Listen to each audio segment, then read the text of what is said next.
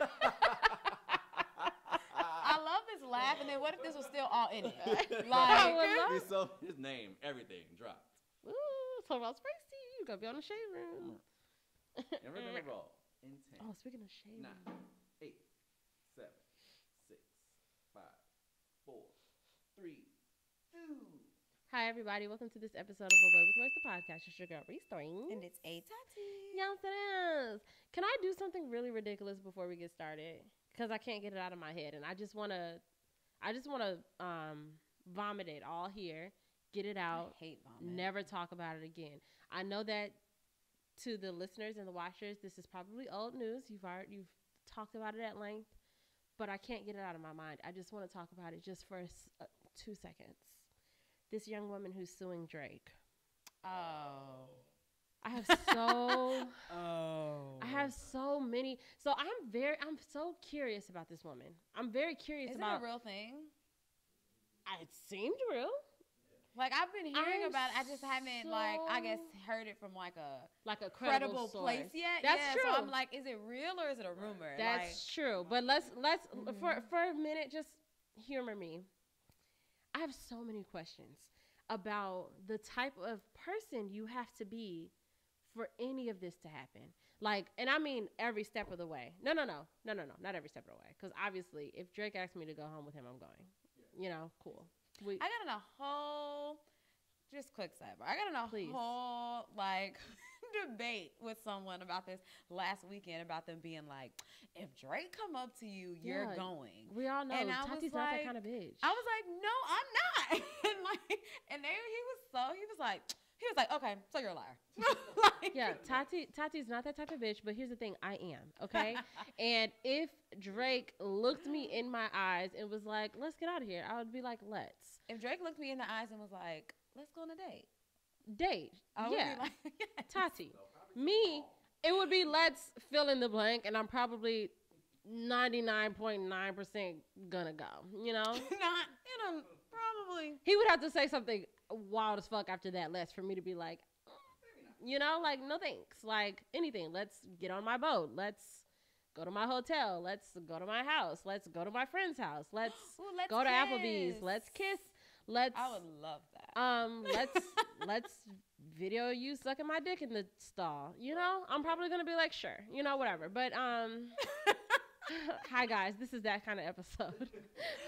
But anyway, I'm bothered. I'm curious. Let me video you sucking my dick in the stall. I needed to say something that was let's video. But these were all the examples of the let's that you were down yeah, let's for. video you sucking my dick in the bathroom stall, and it'll be like I love the rock. Yeah, I'll be like, I think I would. I think I might.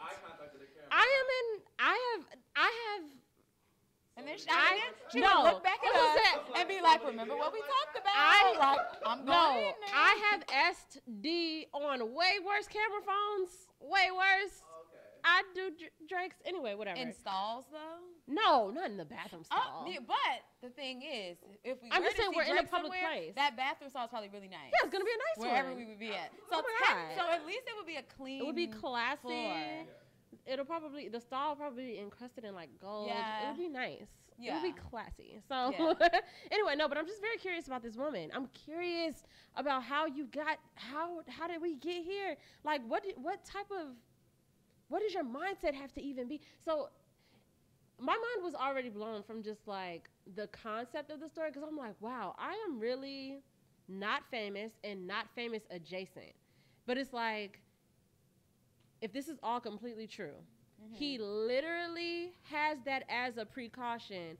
I put hot sauce in condoms because I know bitches will take the condom and put that. The concept of that is wild to me. Like, you go to no, not that he does that, but that he's made to have to do that. Like, that's just a thing. Like, he probably 3 years into fame, like some old head, and it was like, my nigga, you gotta do this. Like, you know, you have to, like, it's just a thing. Like, it's just a thing. But it's like crazy to me that women have done this at the rate that have created this precaution for men, for industry men of status. That shit is wild to me. Like, I don't even know it's psychotic. Like, I guess, like, condoms break or whatever, but, like, I kept trying to, like, empathize with this woman. I kept trying to put myself in her shoes. Like, how did we get here? And I'm like, I can't even imagine. So let's say it all worked out. She got what she wanted. She turns up pregnant. It's Drake's baby. I would be embarrassed to even approach him, like, knowing that I knew that he felt like he took all the precaution that he needed, like he wore a condom, like, knowing that he knows, like, I did all I could to not let this happen. I wouldn't even feel right being like, well, it did. So, like, you know, it's wow. That type of girl that takes condoms out of the trash can and then Mary pours Jane. the cum inside of her doesn't have those thoughts. Yeah, I'm feeling embarrassed to be like, that's what I'm saying. pregnant now. You can't. That's what I'm saying. You don't have, like, the embarrassment thing, and then and then take it a step further, because the way that we heard about this, the way that this became news, is that she, on her iPhone notes app, told us the whole story, and she painted him as a stellar guy. She was like, he was super in touch with consent. He was very intentional, making sure that we both knew that I was doing this on purpose. Like, he was very consent forward, and it's like fabulous. We shouldn't be clapping for that, my God, but you know, it's good to hear outside of all of the shit that we hear mostly. But so it's like she pays him, so she's not coming out just being like, this dog ass nigga, this terrible ass nigga, this da-da-da. She's like, this stand-up guy who I try to extract the fucking nut from just so happened to put hot sauce in it, and I want my coins. And it's just like, even if, so many questions, because even if I did get all the way to that point, no one would know this story but my lawyer. No one would know about this. What possessed you to put this on the internet? Because she doesn't care. She wants the I clout. feel like that's the thing. She wants money, but she needs it. She's trying to get it in any way possible. So whether it be by her telling her story, so then like blogs and stuff will pick it up, or a podcast might hit her up and be like, "Come on, you know, let's talk." Like, we need to hear more. Yeah, like, she doesn't care. I mean, it probably works because I have questions. Because I would literally sit her down and be like, "Whatever "Sis, route I gotta take." Let's start from the beginning. Notoriety. Let's start from the beginning. What year were you born? Let's talk about your parents. Like, how do we get here? How did we get here? Because I can imagine my brain, and that's the thing too that me and Tati always talk about our cool girl shit. Like, shit dead. Boy, what? Like, it blew me away. I'm like, and not even like, I'm grossed out at the thought of taking a condom out of the trash and pouring cold cum exactly into your vagina. That is disgusting. Cause like, how does it work? Like, do you come with do you bring a syringe? Do you, like, extract it and take it with you? Well, no, you don't, because she said that she got chemical burns from the fucking hot sauce. So she clearly was trying to do it on demand. And also, she just tried to, like, squeeze it back in her, like, with her fingers. Yeah, there's also, like, gross. So, like, she also doesn't know how condoms work, because condoms have a thing called spermicide in and around them. So you're likely killing the sperm on contact with the condom. Also, love bug, like, honey, you didn't think of, oh God, it's but also, yeah, but Drake is cool though. Yeah, Drake is a fun guy. You know, he continues to not disappoint. Yeah, I love everything he's doing with his life. The hot sauce, just picturing him having just packets of hot sauce just on him, or just in his hotel bathroom at all times. Like, where was it placed? Where do you think it was? Do you think it was in his pocket, or do you think in his pocket? But, like, they just had sex. Do you think? But, like, or like, you think he put his pants back on to, like, go to the bathroom? Huh? Like, if it was in his pocket, he would have had to bring it in the bathroom. Or he probably just, like, did it on the slide. Like, just grabbed it out of his pocket as he was going in the bathroom. Yeah. You're not going to question Drake. I mean, like, what are you doing? You know? What are you grabbing? Right. What are you bringing to the bathroom? Yeah. So he probably just grabbed it and went in there. I just had to get that off my chest, guys. I'm so sorry. We don't do pop culture here typically unless I am appalled. Praises due to Drake. Praises due. Yeah. If you remember Praises Due. If you're an OG if you know, you know. fan, Praises Due to Drake. Yeah, truly. Yeah, no, that's appropriate for sure. We kicked this episode off with a Praises Due. Yep. Okay, so let's housekeeping. As you know, please continue to do all the things you've always done. Follow us, subscribe, like, rate, review. Ratings and reviews are super important for people like you to find people like us. So thank you for doing so. Yaymash.com, subscribe, go over there, read the things. Today's episode, just like every episode before this of this year, is brought to you by a blog piece, a written piece. I hate the word blog, oh my God. A written piece that will be available to you this Wednesday, this Wordy Wednesday, so be on the lookout for that. And let's listen to this. If you could change your name, what would your name be? An adult Brianna, give me a second to think about it. 6th grade Brianna, Clark. I love that. That was my name in 6th grade. Clark. Yeah, so when I was a kid, I hated I actually love my name as an adult. I love my name. I love that it's spelled correctly. Hey, it's not my fault. Silly. It's not my fault. Letters work a very specific way, you know, in grammar. And my name is Brianna because there's one N in my name.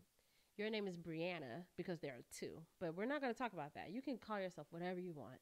But when I was a kid, I was in a classroom full of Briannas and Briannas of all different spellings. And either way, we're Niggers. So we said Brianna every time.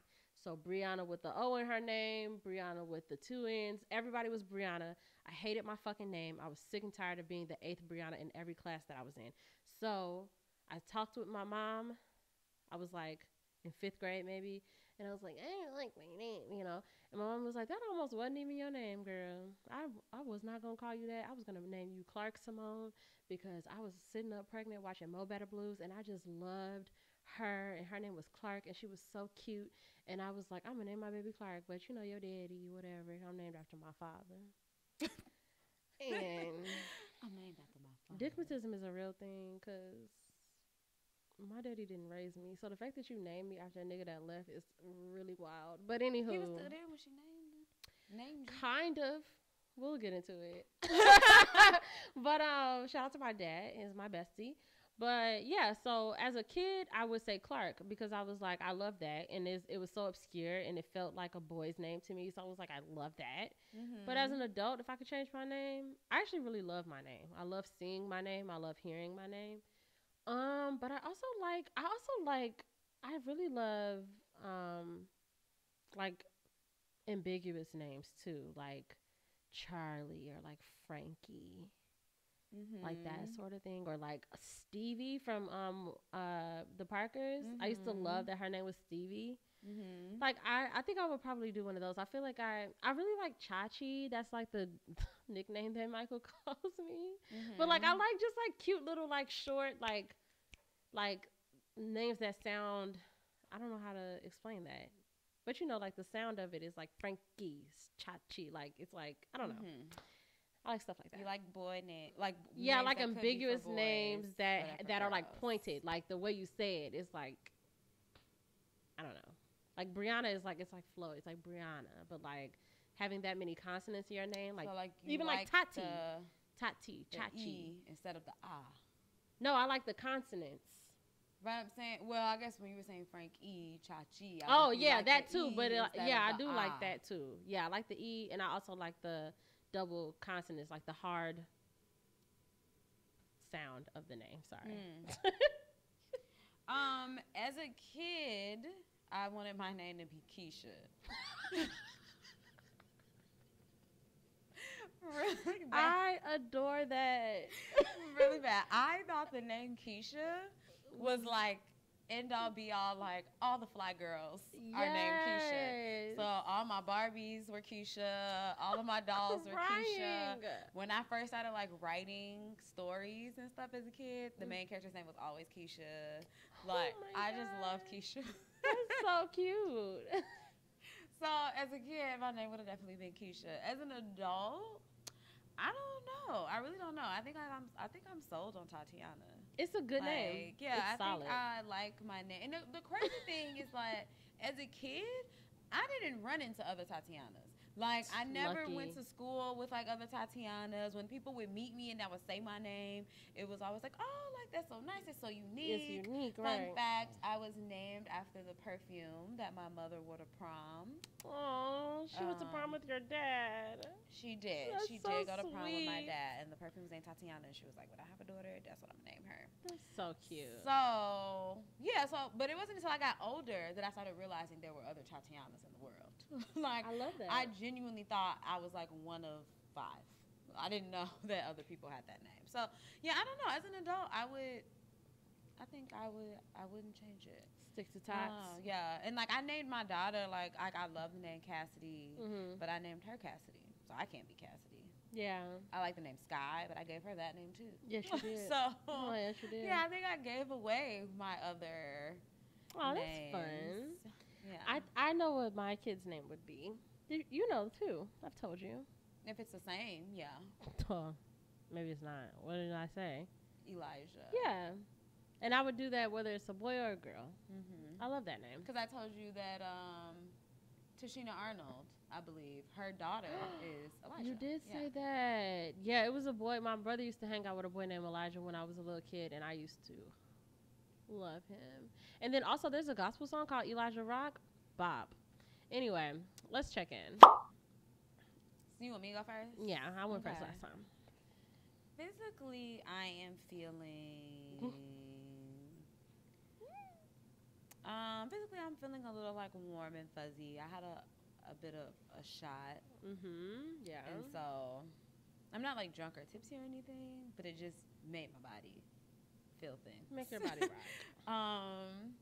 Made your body rock. Emotionally, I feel joy and happiness and contentment. I gotta sneeze. And you dirty dog. Not you dirty dog. Bless you. Excuse me. Thank you. And my attention is on...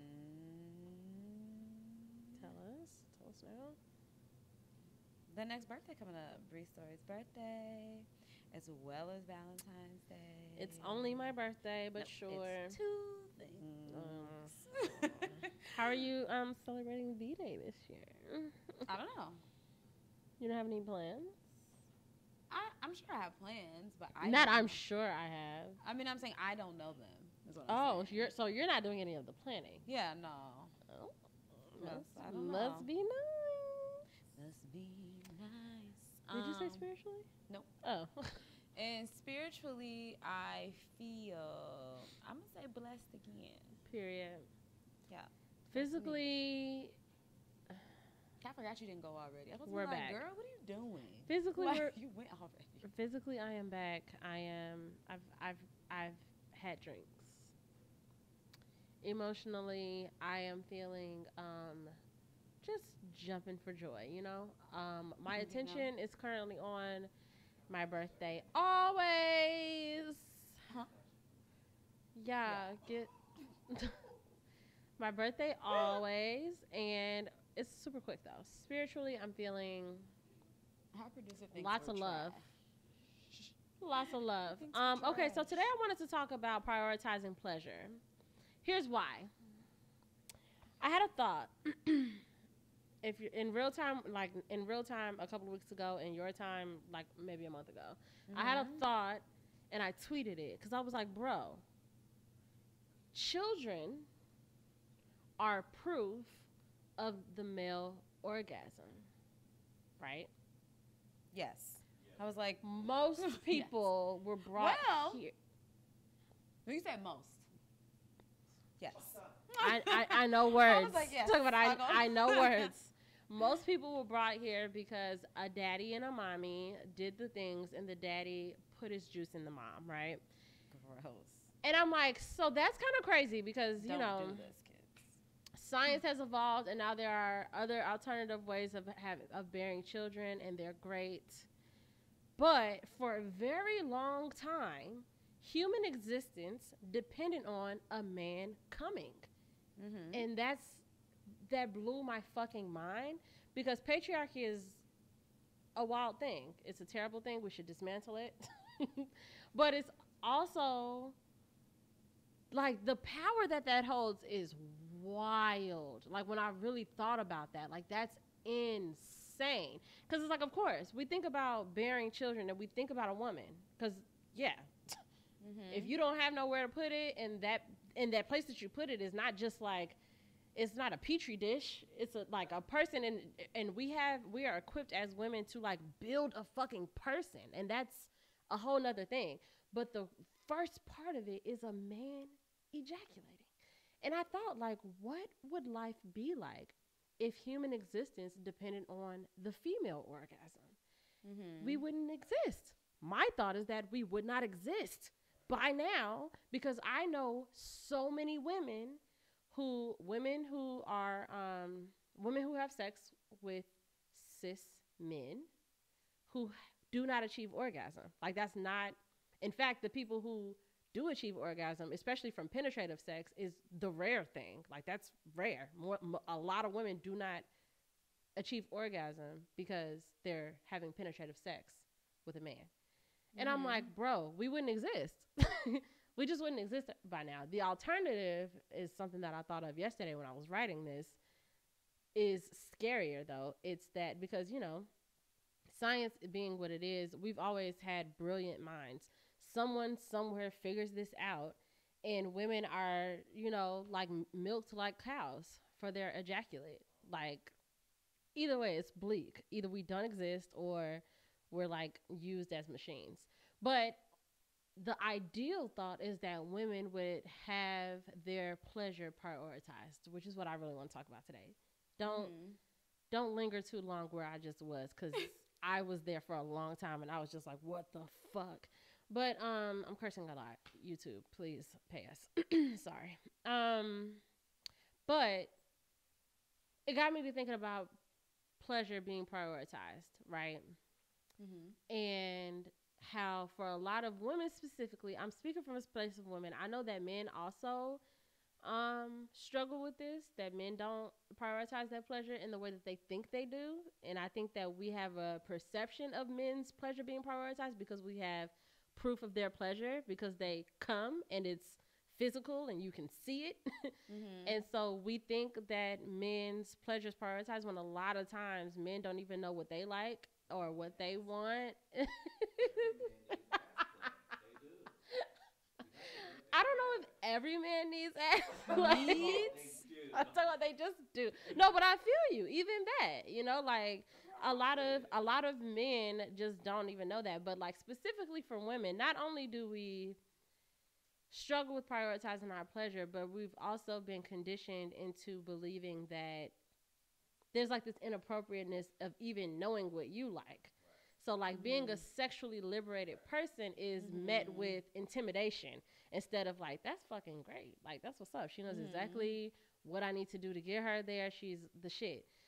So we've been conditioned over time that, which is why a person like me, I'm like doing my whole sexual liberation in reverse, because I thought I was sexually liberated since I was like fucking 14, just because I was the only one willing to like talk about it and be loud about it. But I created an identity around the taboo of it and the shock and the awe.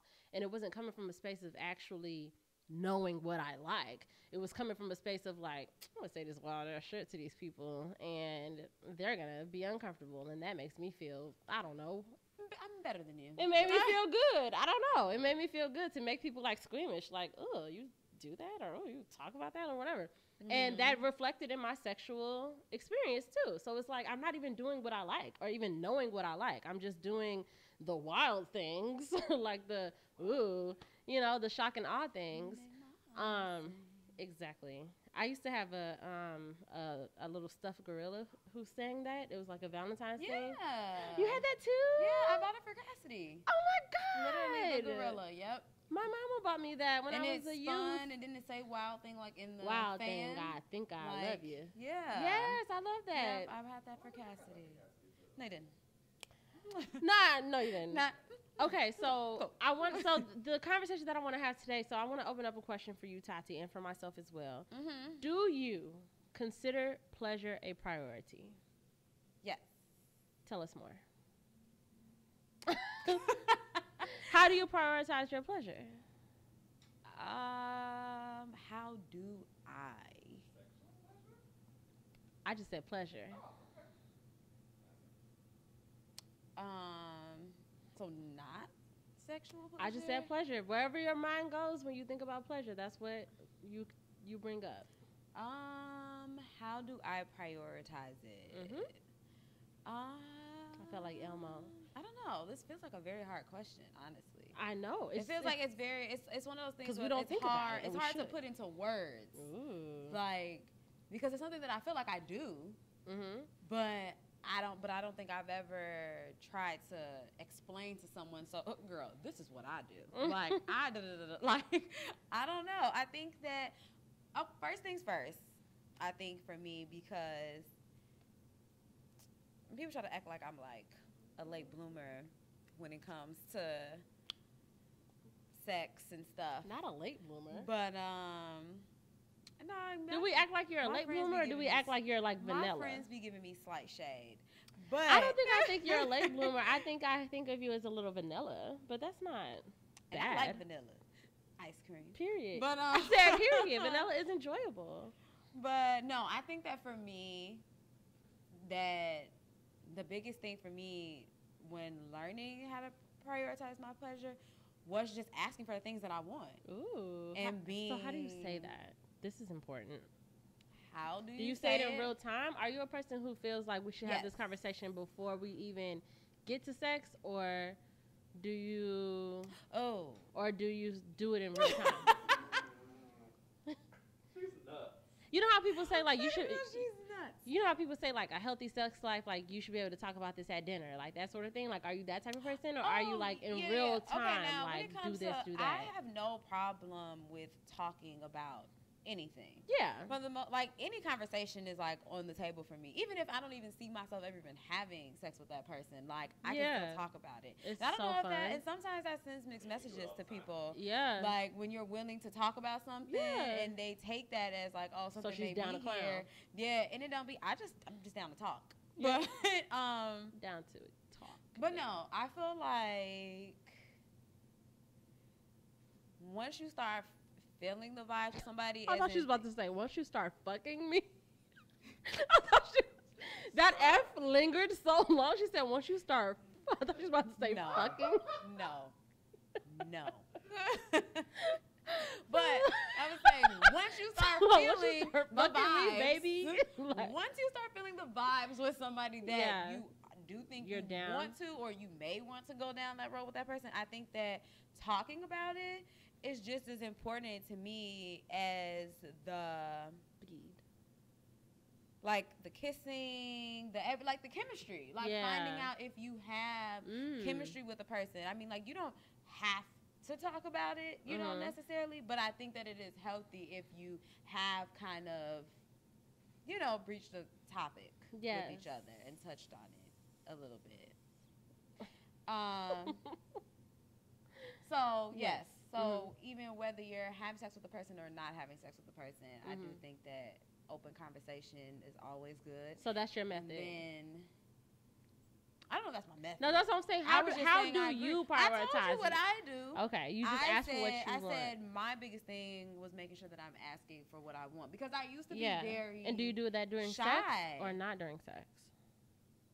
During and not. Okay, during. good. Yeah, good. I think I used to be a very shy, like how you said, women sometimes can even feel like uncomfortable with figuring out what they want or knowing what they want. Yeah. And then because, you know, I wasn't always a very sexually active person, it took me a long time to even learn what I liked and what I wanted from a partner, because I wasn't having sex that much. So a lot of the times when it's really important for people like you, because it's like, I'm not about to go fucking 8 years without having sex, and then the first time I do is whack. Let me tell you what I need you to do. I would go, a lot of the times, my my previous sexual relationships, they really weren't I don't know. It didn't even feel like it was necessarily something like for me. Like it was more so like I just felt like this just came with the territory of like I'm feeling this person, so I'll have sex with him. Yeah. But it wasn't like, ooh, like I want this. Like this is, you know, like I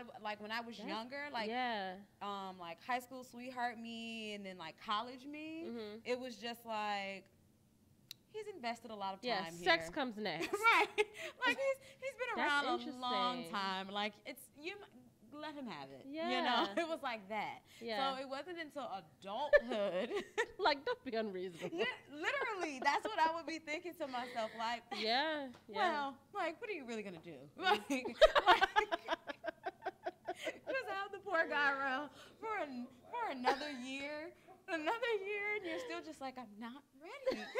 Like, I mean, but that would have been fair if that was true. Yeah, if it was true. Fair. But see, we don't talk about those in between spaces. That's the thing too.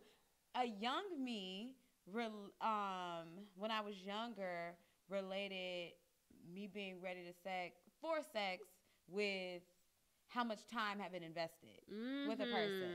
And it wasn't so much about me really like being like, ooh, like, I'm you know, ready.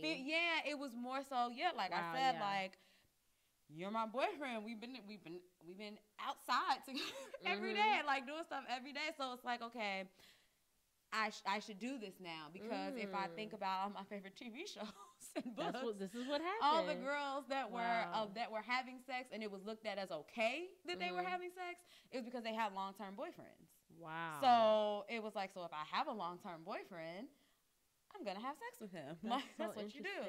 So in adulthood was when I started really thinking about it and being like, okay, like I gotta find out what I like and what really like turns me on, what excites me, what I enjoy about this, because it was really just like all for the man. I love that though. I love that thought because I never thought about it that way because me and you are kind of like the antithesis of each other. Our younger selves are like the antithesis of one another when it comes to like sex.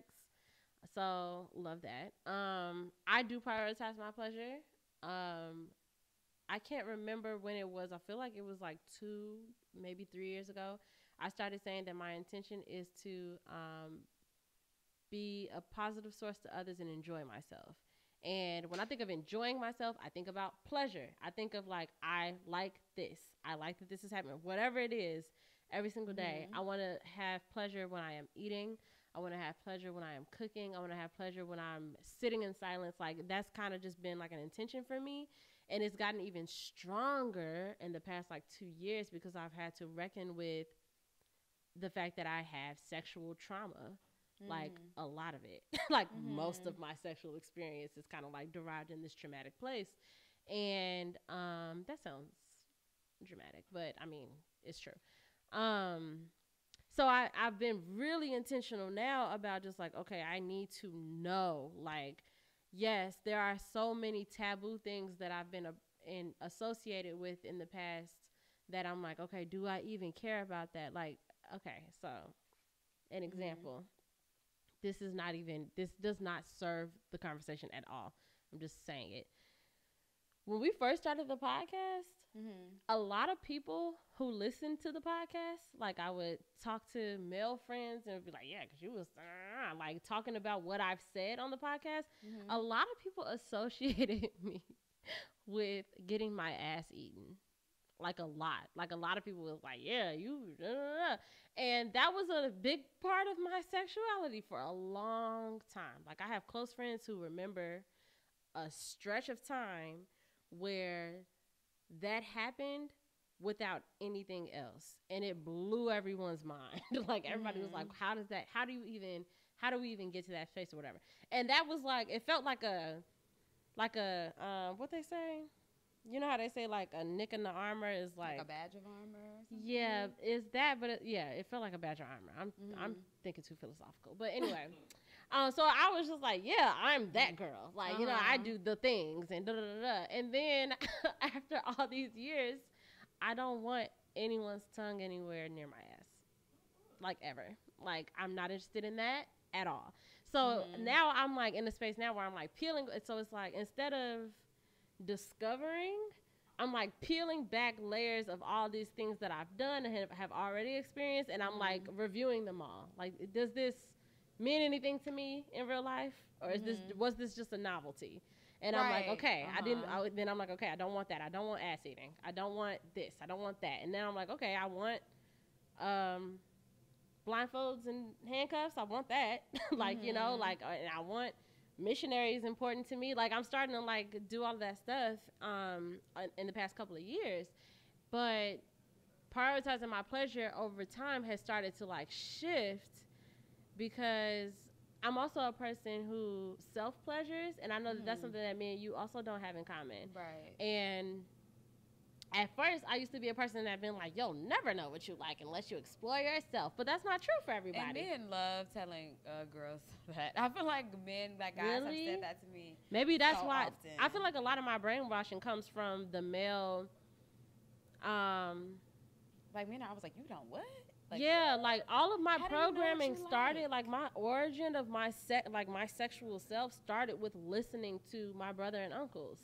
Right. Like everything, I was just like, okay, like that was like the first thing, and then the second thing was porn, which is basically the same fucking thing. It's like all this like male dominated shit. So maybe that's why I always felt that way. We talked about this before, about how like I didn't really watch porn for real. But whenever I did watch porn, like when I was younger, it was always from like, it wasn't from like a pleasure standpoint. Yeah. It was from like what to make what fun is going on here? Like it was just like, this is strange. And I said before on one of our episodes, I talked about how my sexual knowledge and idea of what sex was supposed to be all came from TV and movies and books. Yeah. Like all of those like high school sweetheart like romances is how I came back with my idea of like how sex was, which may partially have to do with why I didn't even think that me enjoying it so much was even a big part of it. Because in most of those stories, they're both very inexperienced. Yeah. So it's not like the girl is just having the time of her life. Yeah. It's just always like a big like, wow, I did this. That's what I'm saying. Yeah, it's just crazy. Like I did this. Like, well, you know, we're bonded forever. Like it's interesting that you talk about that from a standpoint of sex, because I've always heard and I've always believed this too, like that men's sexual selves are misconstrued by porn, and women's love life is misconstrued from stories and books and rom-coms and shit. And so, and I mean, and it's same for sex too, because if that's like, it's like either way, the extremity of either or, because they're all helpful in not in excess, where it's just like, you know what I'm saying? Like I'm using this for pleasure or enjoyment. I'm not using this to learn from, and we're all young. So it's like my very first fucking sexual thing being like this wild, like what it used to be called? Damn, what was that porn series called? It was like it was like a series. Like, you know the one we all used to watch. Yeah, it was like it'll be like Round and Brown volume. You know what I'm saying? Like volume 11 or whatever. And like those were that was my, huh? Not Brazilian bombshells, but I remember Round and Brown or like Brown and Round, something like that. But those, like that being my sex ed and your sex ed coming from like love novels and stuff, it's like in excess, they're both pretty not good. They're not telling us anything that is actually helpful. They're not teaching us as women how to prioritize our pleasure. And it's like, they're not teaching men how to prioritize their pleasure, and they're also not teaching men to consider women's pleasure also. So another thing that let's not divert too much. So the second thing I was going to say, what has kept you from prioritizing your pleasure? I think a lot of it can be inexperience. Yeah. I think because I go through such in the past I would go through such like long spurts of time not having sex. You know, like it was high school. You know, I was with my high school sweetheart. When that was over with, I didn't have sex for like 2 years or so. Had sex again, didn't have sex again for like another year. So like it was always like these like big long breaks in time that I think it slowed down the process of me fully getting acclimated to what it is that I want and what it is that I'm looking for. You know, it took until adulthood when I felt like I really started even just dating more. You know, I wasn't even like a huge dater, you know, when I was younger. Like, I wasn't like going out with this guy, going out with that guy. You know, like I was always pretty locked in on one person or not, you know, singing. So it even just took dating and having different experiences and learning, you know, different behaviors that I liked and didn't like, and then what would attract me, and like the things that could turn me on before we even got to a sexual space, you know. So what was your question exactly? What has kept you from prioritizing your pleasure? Oh yes, an experience. Yeah. I definitely, for me, I think it's this idea that I thought that I already knew all that I needed to know. Like, I thought, like, I did the things. I'm here. I'm the one out of all of my friends that's, like, talking to niggas in the street, or we would go to the club, and it'll be it'll be me and two. Bree blew my mind when me and her first got close. Like, because all of my friends that were like in my close friend circle at that time before Bree were all kind of similar kind of versions of how I was, you know. Me and Michael and like other like close friends of ours, like we were all pretty, like, we weren't that experienced. Like, we weren't really doing anything sexually when we were in, like, our teenage years and, like, early 20s and stuff. Like, we were chilling. So when me and Bree got close, and it was, like, this young girl that was so just like, girl, I'll do this, I'll do that. Like, if he hit me up, like, I'm about to go. Like, I would just look at her, like, in amazement. I could be like, wow. Like... Oh, yeah. Thanks. Yeah, thanks. we do. We all congregate around her, like, so tell us, like, We live our life through her. like, yeah, But like, tell us, like, you got any stories? It's so good to hear that perspective, though, because that's what fed me. That made me feel validated. That was the thing. Like, I tied my identity to that. My identity was tied to the ability to, like, go in a circle of people like y'all and say some shit, and y'all be like, you what? Yeah. Like, you know, like, that was my whole judge. And I don't regret any of it. I think that was... We'd be like, remember we'd be in a group, and then Go ahead. I don't want to say too many. Like, we'd all be in a group, and we'd be like, well, let's all, like, count how many, like, sexual partners we've all had when we were younger. And then, like, me and Michael would be like, well, how about we start adding kisses? Yeah. And we would have so much fun thinking about it. Like, ooh, like, I think I kissed, like, 10 people. Like, like, it was just so much innocence. Like, we just really were just, like... I love that, though. And I think that, I don't know, it's so interesting. Okay. No, talk about numbers. No, not numbers. Period. But I do love that. I do love that experience. I'm happy that I'm in this space, because I think last year when I was, like, really in the thick of this work and, like, looking back on certain things and, like, labeling certain things as trauma, I think I was just, like, it just felt like a sad place. It felt like all of that shit that I went through was, like, not a lie, but it was just, like, it's like I didn't identify with that person anymore. But it's like, really, I still do. Like, all of those things make me who I am. It's just growth. Yeah. And you it's just like, past that. And I just have a better understanding now, and that's what's supposed to happen. I think that we put this pressure on ourselves that, like, when we were younger, we were this or we were that, but it was like we also didn't know any better.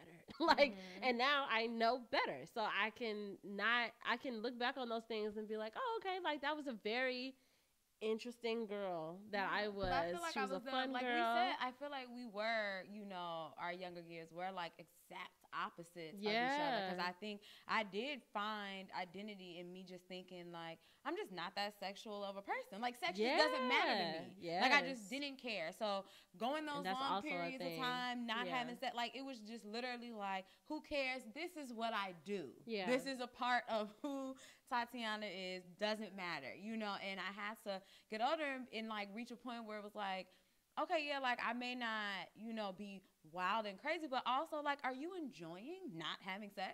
Like, is this fun for you? Like, are you like is there pleasure in like, that? And so I really had to come to the group, like, no, like, that's not who you are. Like, your claim to fame doesn't have to be like, ain't nobody been with me. Abstinent, you know, like, girl. you know, like, that doesn't have to be, you know, another like badge of honor. Right. To be like, I'm so untouchable. That. You know, like that's not if that, you know, that's not, doesn't have to be a thing. I love that. Yeah. Because it really shows that our identity was tied in things that meant something to the outside gaze. Mm-hmm. But when we come inward, it's a totally different experience, and it's a good experience. And the whole point of this conversation is that we have a conversation about prioritizing our pleasure regardless. Whether you are a single person, a coupled person, it's really about understanding that you are, like, pleasure, in my opinion, is just as essential as food and shelter. Like, you have to enjoy yourself. Like, you will literally walk yourself into the grave if every single day is just your mindset, even if it is mundane. If you do the same thing every day, you eat the same breakfast, you go the same route to your job, and you go to the same job, that does not mean that there's no pleasure to be derived, because pleasure is not derived from the outside. It's derived from the inside. It's derived by choice. It's derived by you deciding that you deserve to feel good. So that's the whole point of this conversation. And I hope that you all take it seriously. I do want to recommend a book. It's called Sensual Self. I've been working on this book since the beginning of the year. It's kind of like a diary, but every day has a new prompt. It's by Evian. Can't think of her last name, but I will put it in the description. Please pick it up. It's a really, really good book if you want to just get better in touch with yourself, your sensual self, because your sensual self is not your sexual self. Pleasure is not all about sex. You can derive pleasure from any space. Like I said, I try to derive pleasure from my cooking, my eating, each of my senses, laughter, crying, everything. So I want that for us all. Thank you so much for listening to this episode. Any other parting words, Tots? Nope. Thank you for listening to this episode. We're getting into February, the love month, my month. So I hope that your pleasure is absolutely front of mind. And if not, then please at least continue to do all the things that you've always done. Continue to follow us on all the places that we can be followed. You can follow us at Away With Words, the podcast, on Instagram. And you can follow me there at Bree.stories and at Bree_stories on Twitter. And you can follow at Tati on Instagram and at Hey Tati on Twitter. And you just have to follow at MJMKid and at moments_stew, because you just gotta, okay? It's good over there. We love y'all so much, and we're gonna see you in February. Everybody say bye.